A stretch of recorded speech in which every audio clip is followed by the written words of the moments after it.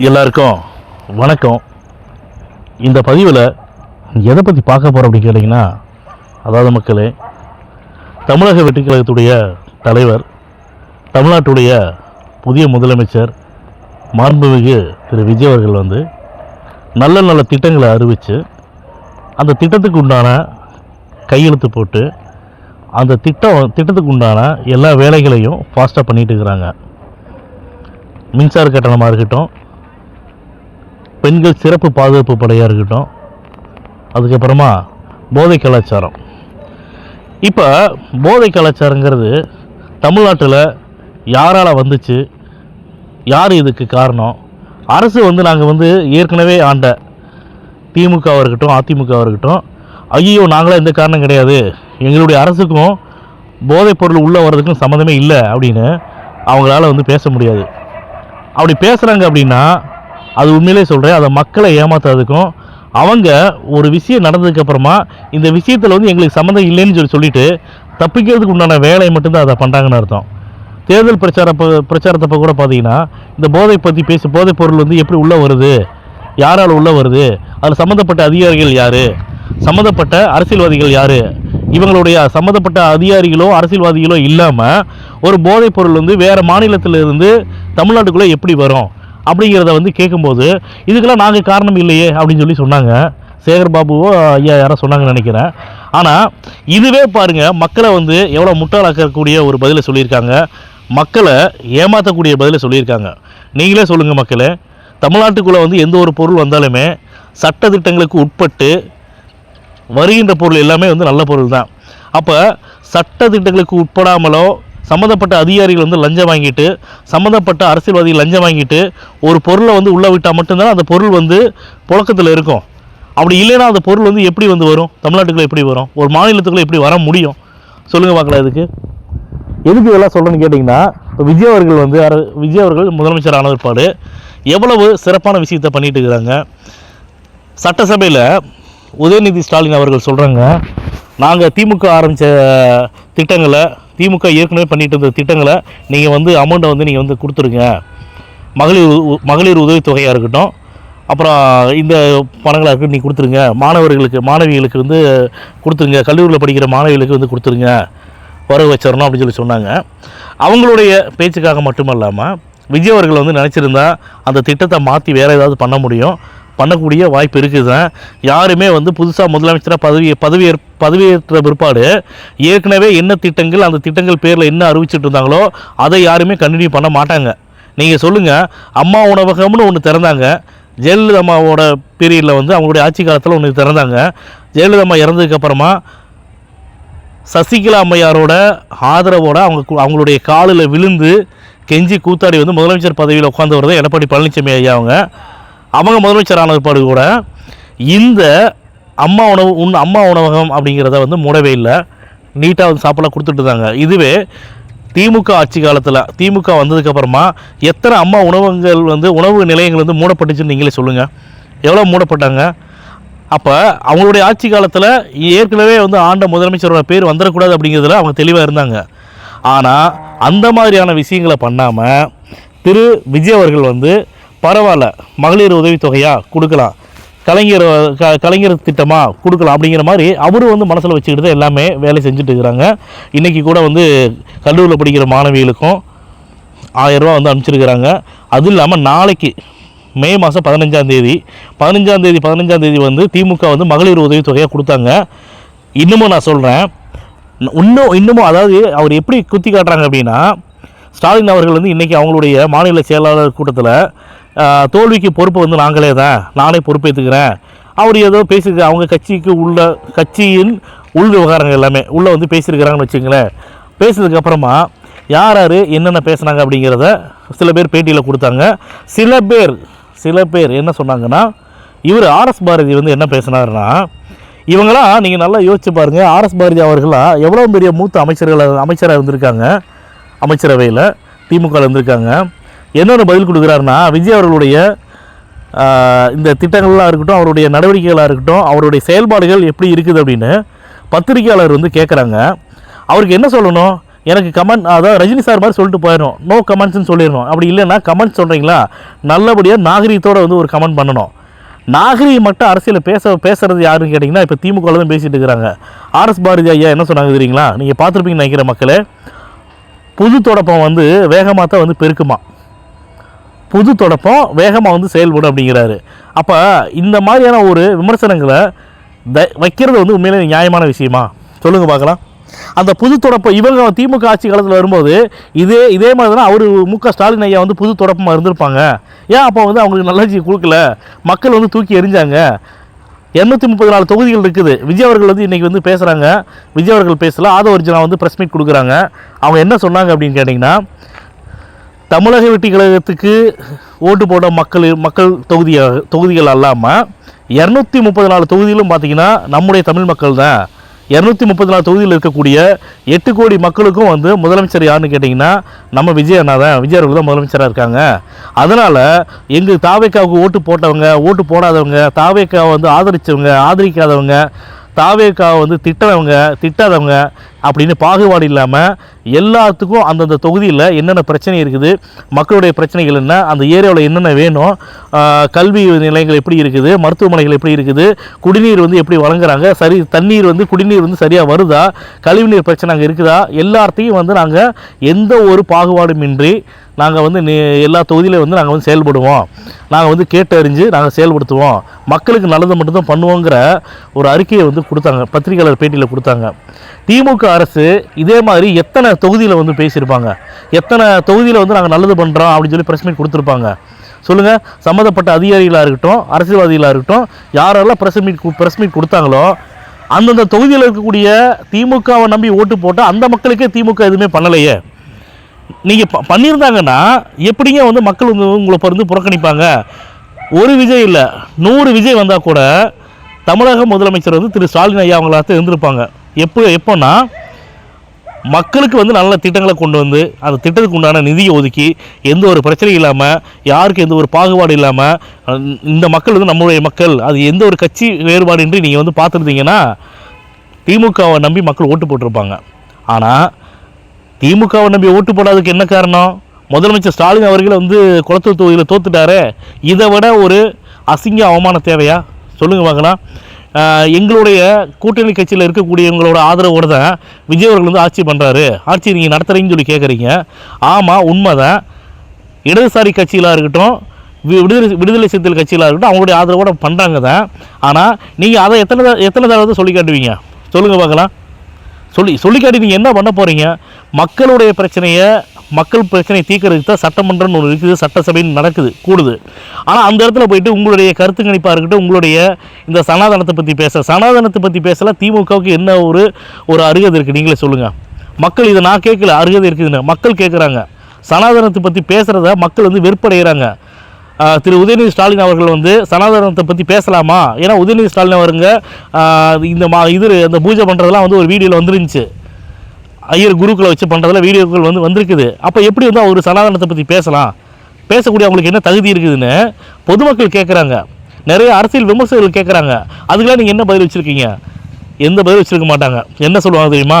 யாராவது கேட்டாங்கன்னா மிரட்டுவாங்க முன்னாடி. ஆனால் இப்போ மிரட்டக்கூடிய அந்த அதிகாரத்தை வந்து மக்கள் பிடிங்கிட்டாங்க. அந்த அதிகாரத்தை பிடிக்கிட்டு யார் வந்து மக்களுக்கு நல்லது பண்ணணும், நல்லாட்சியை கொடுக்கணும்னு நினச்சாங்களோ அவங்களுக்கு வந்து ஓட்டு போட்டு ஜெயிக்க வச்சுருக்காங்க. ஆகுனா என்னங்கிறது தெரியுமா? இவர் உதயநிதி ஸ்டாலின் அவர்கள் பேசும்போது, திரு ஸ்டாலின் ஐயா பேசும்போது என்ன சொல்கிறாங்கன்னா, தாவேக்காவுக்கு வந்து யாருமே வந்து மக்கள் மனசார வந்து ஓட்டு போடலை, 66% மக்கள் வந்து உங்களுக்கு வந்து எதிராக ஓட்டு போட்டுக்கிறாங்க அப்படின்னு சும்மா கற்பனை கதையை வந்து அடித்து விடுறாங்க. அதவே இப்படி உள்டாவாக நீங்கள் பாருங்கள், திமுக வந்து 23 கூட்டணி கட்சிகளோட சேர்ந்து வாங்கின வாக்கு சதவீதத்தை விட விஜய் அவர்கள் வந்து அதிகமாக வாங்கியிருக்காங்க. நீங்கள் கூட்டணி கட்சியில் திமுகவோட சேர்ந்த கூட்டணி கட்சிகளோட வாக்கு விகிதத்தில் நீங்கள் எடுத்துருங்க, திமுக மட்டும் தனிப்பட்ட முறையில் வந்து என்ன சதவீதம் வாங்கியிருக்குது நீங்களே சொல்லுங்கள் மக்களே. 24.92 என்னமோ சதவீதம் வாங்கியிருக்காங்க. அப்படி அதோடு கம்பேர் பண்ணும்போது புதுசாக கட்சி ஆரம்பித்து 3 வருடங்கள் மட்டுமே ஆன 3 வருடங்கள் மட்டுமே ஆகாத கட்சி வந்து தனித்து நின்று போட்டியிடுறாங்க. 75 வருட கட்சின்னு சொல்லக்கூடியவங்க 23 கட்சி கூட்டணியோட போட்டியிடுறாங்க. அப்படி இருந்துமே தனித்து நின்று திமுகவுக்கு மட்டும் ஓட்டு வாங்கினது பார்த்தீங்கன்னா தமிழக வெற்றி கழகத்தை விட 10% வாக்கு வந்து 10% வாக்கு குறைஞ்சதாக வந்து ஓட்டு வாங்கியிருக்காங்க. 10% வாக்குங்கிறது எவ்வளோ தொகை பாருங்கள். கிட்டத்தட்ட 51 லட்சம் 52 லட்சம் வந்து ஓட்டுக்கு வித்தியாசத்தில் தான் விஜய் அவர்கள் வந்து மக்கள் தேர்ந்தெடுத்திருக்காங்க. திமுகவை நீங்கள் தாவேக்க கம்பேர் பண்ணும்போது இந்த அடிப்படை கூட வந்து அவங்களுக்கு தெரியாதா? திமுகவுக்கு தெரியாதா? நம்மளை இன்னமும் நம்பியிருக்காங்க. இந்த வடிவேலோட காமெடி இருக்குல்ல, டேய் இன்னமும் மாடா இந்த ஊர் வந்து நம்மளை ரவுடின்னு நம்புது, இது அவங்க தலையெழுத்து அப்படிங்கிறாங்களே, அந்த மாதிரி அந்த தலையெழுத்துங்கிறது இல்லாமல் தமிழ்நாட்டு மக்கள் வந்து தலையெழுத்தவே மாற்றிட்டாங்க. இவங்களே சொல்லிக்க வேண்டியதான், நானும் பெரிய ரவுடி தான், எங்களுக்கு தான் மக்கள் ஓட்டு போட்டாங்கன்னா, ஐயா இத்தனை வருட ஆட்சி காலத்தில் தமிழக அரசியல் வரலாற்றிலேயே ஒரு கட்சியோட தலைவர் வந்து அவர் வந்து ஏற்கனவே நின்று ஜெயிச்ச தொகுதியில் எம்எல்ஏவாக இருந்த தலைவர் வந்து தோற்றதாக சரித்திரமே கிடையாது. அப்படி சரித்திரத்தை வந்து புரட்டி போட்ட தமிழ் மக்கள் வந்து கொளத்தூர் தொகுதியில் வந்து மு.க. ஸ்டாலின் ஐயாவை வந்து தோக்கடிச்சிருக்காங்க. இது எவ்வளோ பெரிய விஷயம் சொல்லுங்கள். இது யாருக்கு அவமானம் நினைக்கிறீங்க? மக்களுக்கு அவமானமா சொல்லுங்கள்? அப்போ அந்த மக்கள் வந்து கொளத்தூர் தொகுதியில் இருக்கக்கூடிய மக்கள் எதுவாக இருக்கட்டும், அவர் நல்லது பண்ணட்டும் நல்லது பண்ணாமல் இருக்கட்டும், திமுகங்கிற ஒரு அரசு மேலே, திமுகங்கிற ஒரு கவர்மெண்ட் மேலே எவ்வளவு விரோதம் இருந்துச்சுன்னா, எவ்வளவு வெறுப்பு இருந்துச்சுன்னா, திரு ஸ்டாலின் ஐயா அவர்களை கூட தோக்கடிக்கிறதுக்கு உண்டான வேலையை வந்து மக்கள் பண்ணியிருக்காங்க அப்படின்னா அப்போ எவ்வளோ வெறுப்பாக இருந்திருப்பாங்க பாருங்கள் இந்த ஆட்சி மேலே. எங்கே பார்த்தாலும் பார்த்தீங்கன்னா பெண்கள் பாலியல் கொலை, பெண்கள் பாலியல் வன்கொடுமை, எக்கச்சக்கமான பிரச்சனைகள், போதை கலாச்சாரம், தூய்மை பணியாளர்கள் போராட்டம், இடைநிலை ஆசிரியர்கள் போராட்டம், எத்தனை போராட்டம் சொல்லுங்கள் பார்க்கலாம். இதெல்லாம் வந்து நான் என்ன சொல்கிறேன்னா, ஒரு அரசு வந்து இப்போ வந்து வராங்க அப்படின்னா ஒரு போராட்டம் வந்து ஒரு மக்கள் ஒரு குறிப்பிட்ட சமுதாயத்தினரோ யாரோ ஒரு போராட்டம் அவங்களுடைய தேவைகளுக்காகத்தான் போராட்டம் ஒன்று பண்ண போகிறாங்க. அப்போ போராட்டம் பண்ணும்போது அதை வந்து என்ன பண்ணணும், ஒரு முதலமைச்சர் வந்து என்ன பண்ணணும்னா அந்த போராட்டம் எதனால் நடக்குது, அவங்களுடைய கோரிக்கைகள் என்ன அப்படிங்கிறத போராட்டத்தை வந்து வளர்த்து விடாமல், போராட்டத்தை வந்து ரொம்ப நாளாக வந்து போராட விடாமல், அந்த போராட்டத்தில் பங்கு பெற்ற அங்கே தலைவர்கள்னு ஒருத்தர் இருப்பாங்க, முக்கியமான ஒரு ஆள் இருப்பாங்க, அவளை கூப்பிட்டு உங்களுடைய கோரிக்கைகள் என்ன, உங்களுடைய பிரச்சனைகள் என்ன அப்படிங்கிறது தீர்த்து வைக்கிறது மட்டும்தான் முதலமைச்சரோட வேலை. மக்களுடைய பிரதிநிதியாக, அதாவது மக்களுக்கு நல்லது பண்ணுறதுக்காக மக்களால் தேர்ந்தெடுக்கப்பட்ட ஒரு அமைச்சர் தான் முதலமைச்சர் அவங்க. அப்போ அவங்களோட வேலை என்னென்னா மக்களை வந்து முழுமையாக வந்து பாதுகாக்கிறது மட்டும்தான் அவங்களுக்கு வேலை. மக்களுடைய கோரிக்கைகளை நிறைவேற்றுறது மட்டும்தான் அவங்க வேலை. இப்போ டேக்ஸ் கட்டுறோம், மக்கள் தான் டேக்ஸ் கட்டுறாங்க. இந்த வருமான வரியெல்லாம் அரசுக்கு வருமானமாக தான் போகுது. அந்த வருமானத்தை வச்சு நீங்கள் சரியான முறையில் வந்து நீங்கள் அந்த யாருமே கொள்ளையடிக்காமல், கருப்பு பணத்தை வந்து சேர்க்க விடாமல், யாரெல்லாம் வந்து பெரிய பெரிய பிஸ்னஸ் பண்ணுறாங்களோ, பெரிய பெரிய வியாபாரம் பண்ணுறாங்களோ அவங்களெல்லாம் வந்து நீங்கள் வந்து சரியான முறையில் வந்து டேக்ஸை வந்து நீங்கள் வசூல் பண்ணணும். ஏன்னா எந்த இடத்துல வந்து நீங்கள் வந்து கருப்பு பணத்தை வந்து எவ்வளோ வந்து நீங்கள் வந்து டேக்ஸ் வந்து கட்ட விடாமல் பண்ணுறாங்களோ, அப்போ வந்து கருப்பு பணம் வந்து ஒவ்வொரு நாட்டிலையும் சரி, மாநிலமாக இருக்கட்டும் நாடாக இருக்கட்டும், அந்த இடத்துல வந்து பார்த்திங்கன்னா கருப்பு பணப்புழக்கம் வந்து அதிகமாக இருக்கும். அப்படிங்கிற எங்களுடைய கருத்துக்களை நாங்கள் வந்து எங்களுடைய பதிவை வந்து தெரிவிச்சுக்கிறோம். இன்னொரு விஷயம் பார்த்திங்கன்னா, கருப்பு பணம் அப்படிங்கிறது பெரிய பெரிய முதலாளித்துவம் அப்படின்னு சொல்லக்கூடியவங்கள்ட்டையும் பெரிய பெரிய பிஸ்னஸ் பண்ணக்கூடியவங்கள்ட்ட தான் கருப்பு பணங்கிறது வந்து அதிகமாக புழங்கும். நம்ம நிறைய சினிமா படத்துலேயே பார்த்துருப்போம். வியாபாரம் பண்ணுறவங்க கருப்பு பணத்தை வந்து எப்படிலாம் கருப்பு பணத்தை வந்து அவங்க வந்து தக்க வச்சுக்கிறாங்க. கவர்மெண்ட்டுக்கு சரியான வருமான வரியை கட்டாதவங்க பதுக்கிறது தான் கருப்பு பணம் அப்படிங்கிறது எத்தனையோ சினிமா படத்தில் பார்த்துருக்குறோம். இப்போ நம்ம ஒன்றும் புதுசாக வந்து ஒரு கதை ஒன்று சொல்கிறது கிடையாது இல்லைங்களா? அதனால் எதுக்கு நான் இந்த விஷயத்தை கருப்பு பணங்கிறத ஏன் சொல்கிறேன்னு கேட்டிங்கன்னா, இந்த கருப்பு பணத்தை நாளைய தமிழக மக்களுக்கு வருமான வரியாக கட்டி கருப்பு பணங்கிறது வந்து ஒயிட் மணியாக மாறி கவர்மெண்ட்டுக்கு வருமானத்தை வந்து கட்டுறாங்க. கவர்மெண்ட்டுக்கு வருமானத்தை கட்டினா மட்டும்தான் கவர்மெண்ட்டால் ஒரு அரசால் வந்து மக்களுக்கு வந்து நல்லது பண்ண முடியும். இவங்க எல்லாமே வந்து டேக்ஸ் வந்து சரியாக கட்டாமல், டேக்ஸை வந்து குறைச்சி கட்டிக்கிட்டு, திருட்டுத்தனம் பண்ணிக்கிட்டு, கருப்பு பணம் வந்து புழக்கத்தில் வந்து அதிகமாக இருக்கிறது காரணமே திருட்டுத்தனம் பண்ணுறது மட்டும்தான். அதனால தான் நான் சொல்கிறேன். ஏன்னா ஒவ்வொரு பதிவுலையும் வந்து சில பதிவுகளில் மற்றவங்க பேசுகிறாங்களே இல்லையோ, எங்களுடைய கருத்துக்களை, எங்களுடைய ஹார்ட் பீட் யூடியூப் சேனலோட கருத்துக்களை நாங்கள் பதிவு பண்ணுறோம். இது வந்து யார் ஆட்சி பண்ணாலுமே கருப்பு பணங்கள் வந்து புழங்க விடாமல் இருந்தாவே அந்த நாடு வந்து நல்லா இருக்கும். ஏன்னா ஒவ்வொரு விஷயம் நீங்கள் பாருங்கள், விஜய் அவர்களுக்கு வந்து நாங்கள் எந்த ஒரு இடைஞ்சல் கொடுக்க மாட்டோம்.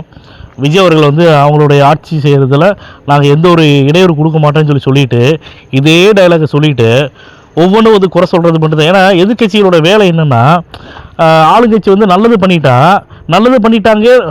பண்ணிட்டாருன்னு சொல்லிட்டாங்கன்னு வச்சிங்களேன், உடனே என்ன ஆகுன்னா ஆளுங்கட்சி மேலே ஒரு கிரேஸ் வந்து அதிகமாயிரும். ஏற்கனவே வந்து விஜய் அவர்களுக்கு வந்து தமிழக மக்களுடைய பேராதரவு, பெண்களுடைய பேராதரவு, இளைஞர்களுடைய பேராதரவு எவ்வளோ இருக்குதுங்கிறத அவங்க எல்லாமே அறிவாங்க. அவங்களுக்கு வந்து இந்த தேர்தலோட ரிசல்ட்டு தான் அவங்களுக்கு வந்து முழுமையாக ஒரு விட ஒன்று கிடச்சிச்சு. அது வரைக்கும் ஒரு நடிகனை பார்க்க வராங்க.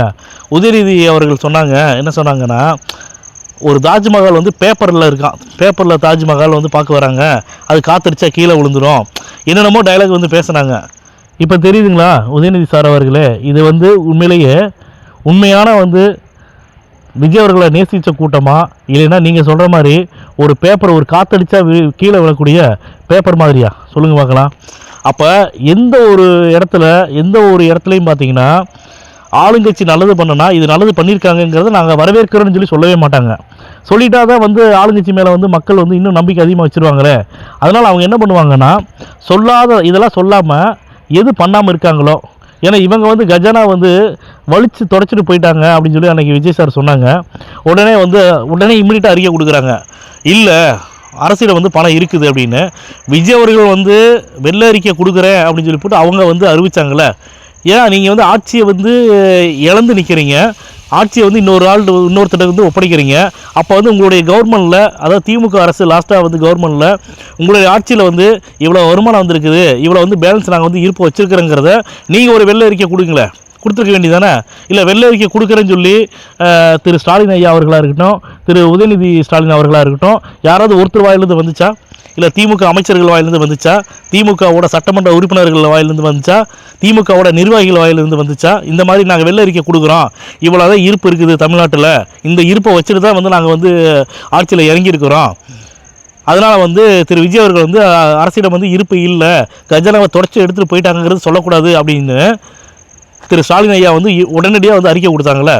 அப்போ நீங்கள் ஒரு வெள்ளை அறிக்கை நீங்கள் வெளியிடுங்க, உங்கள் சைடில் கொடுங்க. உங்களுடைய நேர்மையான ஆட்சி தானே வழங்குனீங்க, மக்களுக்கு நேர்மையான ஆட்சி தானே கொடுத்தீங்க, மக்களுக்கு அந்த நேர்மையான ஆட்சி கொடுத்தேன்னு சொல்லி தானே அந்த இலவசங்களாக இருக்கட்டும் எல்லாமே நீங்கள் பண்ணினீங்க. அப்போ நீங்கள் ஆட்சி பொறுப்பை இழக்கும்போது, இன்னொருத்தர் ஆட்சி பொறுப்பை ஒப்படைக்கும் போது நீங்கள் எவ்வளோ வந்து செலவு பண்ணினீங்க, எவ்வளோ கையிருப்பு இருக்குது அரசுகிட்ட. ஏன்னா அரசுக்கு வந்து நிறைய செலவுகள்லாம் இருக்குது, அரசு ஊழியர்களுக்கெல்லாம் பணம் தரணும் இல்லைங்களா, நிறைய வேலை இருக்குது, பொறுப்புகள் அதிகமாக இருக்குது, பணத்தை அதிகமாக தேவை. இவ்வளோ தான் நாங்கள் வச்சுட்டு தான் வந்து நாங்கள் பணத்தை இருப்பு வச்சுட்டு தான் நாங்கள் வந்து போனோம் அப்படிங்கிறத நீங்கள் சொல்லுங்களேன். சொல்லுங்க பார்க்கலாம். இதை சொல்ல முடியுமா திமுகனால்? கேளுங்க மக்களே, இது நான் கேட்கக்கூடிய கேள்வி வந்து சரியான கேள்விங்களா இல்லை தவறான கேள்வியா? தாராளமாக இந்த கேள்வி கேட்குறது தப்பு இல்லையே. அதனால் அடுத்தடுத்து நிறைய வந்து வேலைகள் பண்ணிகிட்டு இருக்கிறாங்க, மக்களுக்கு பாதுகாப்பு தரக்கூடிய வேலைகளை பண்ணுறாங்க. ஏன்னா பணம் எவ்வளோ இருக்குங்கிறத முதலமைச்சர் திரு விஜய் அவர்கள் வந்து வெள்ளை அறிக்கை வெளியிடுறதா சொல்லியிருக்காங்க. அவங்க வெளியிடும்போது தான் தமிழ்நாட்டோட கஜானாவில் எவ்வளவு பணம் இருப்பு வச்சுருக்காங்க அப்படிங்கிறது தெரியும். அதுக்கப்புறமா என்னென்ன நடவடிக்கைகள் பண்ணணும், எது முன்னாடி பண்ணணும், எது பின்னாடி பண்ணணும், எது அத்தியாவசியமாக இருக்கும், எது முக்கியமான செலவுகளாக இருக்கும், இதெல்லாம் வந்து அலசி ஆராய்ஞ்சு அதுக்கப்புறம் வந்து ஒரு மாதத்துக்கு வந்து அரசுக்கு வந்து என்ன வருமானம் வருது, வருமானம் வந்து எந்த வழியிலேருந்து வருது, எந்த வழியிலேருந்து வரக்கூடிய வருமானங்களை எல்லாமே திமுக ஆளுங்கட்சியாக இருக்கும்போது அந்த வருமானத்தை எல்லாம் வந்து பாதியை வந்து கட் பண்ணி எடுத்துகிட்டு போனாங்க அப்படிங்கிறத இனிமேல் வரக்கூடிய காலகட்டத்தில் தான் திரு விஜய் அவர்கள் வந்து சொல்லுவாங்க அப்படிங்கிறத நாங்கள் நம்புகிறோம். அதே மாதிரி மிகப்பெரிய வந்து ஒரு விஷயத்தை ஒன்று பண்ணினாங்க. கவர்மெண்ட் அலுவலகத்தில், அரசு நிலையங்களில், அதாவது கவர்மெண்ட் சம்மந்தப்பட்ட வேலைகள் எதுவாக இருக்கட்டும், ஒரு மனு கொடுக்குறதா இருக்கட்டும், ஏதாச்சும் ஒரு கோரிக்கை கொடுக்குறாங்கன்னா எந்த ஒரு தடையே இல்லாமல் யாராவது ஒரு கோரிக்கை வைக்கிறாங்கன்னா அந்த கோரிக்கை வந்து இமீடியட்டாக நிறைவேற்றணும். அதே மாதிரி வந்து இந்த லஞ்சம் வாங்குறதுக்காக, லஞ்சத்தை வந்து அவங்கள்ட்ட பணம் வாங்கணும், பணத்தை பறிக்கிறதுக்காக வந்து எந்த ஒரு இடத்துல வந்து டிலே பண்ணக்கூடாது.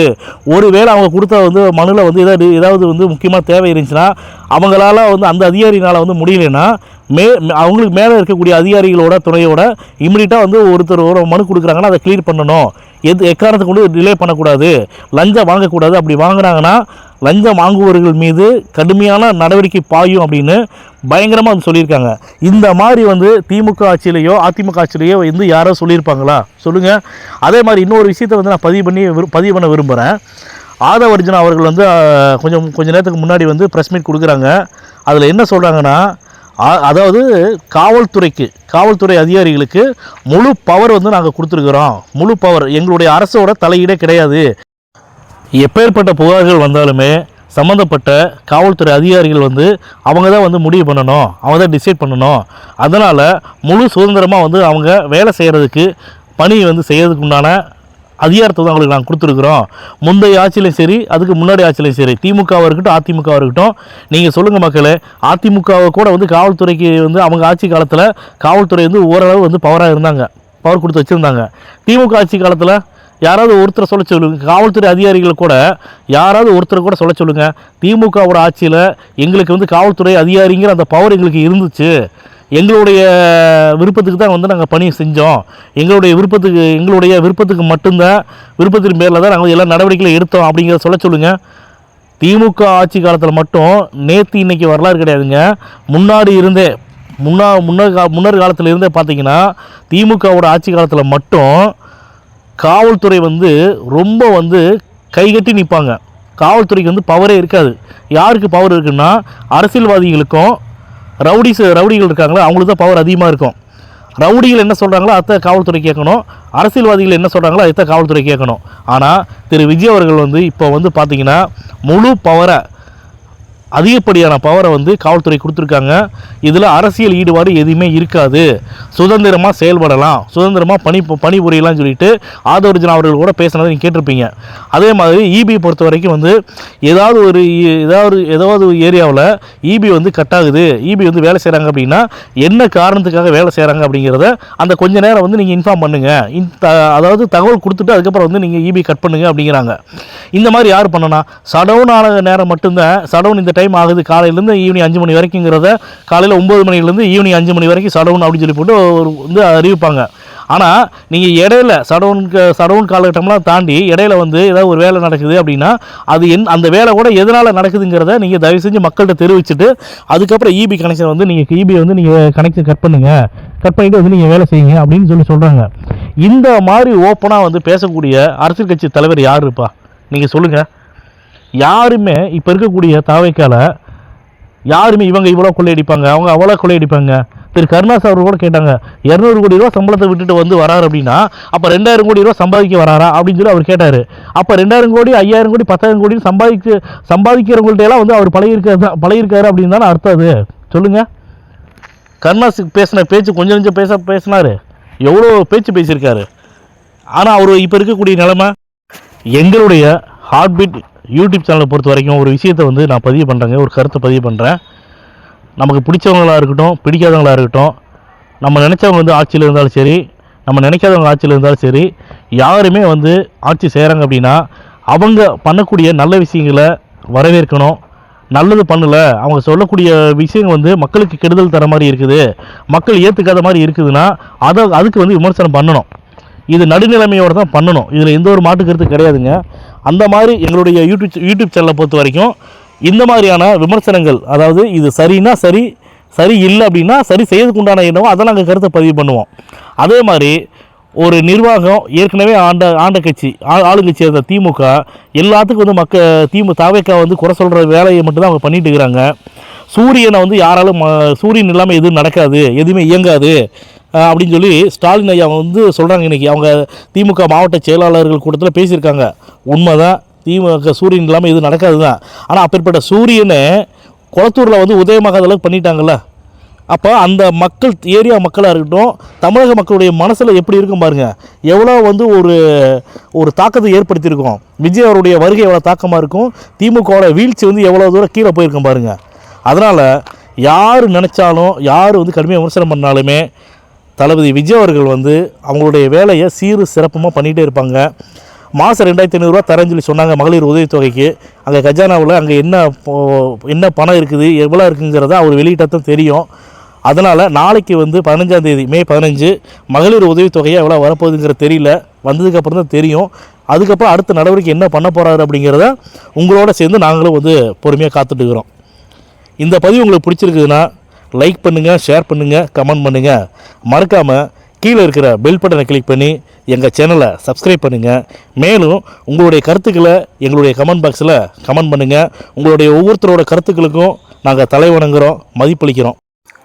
மேலும் இது போன்ற நல்ல சுவாரஸ்யமான பதிவோட அடுத்த பதிவில் சந்திப்போம்.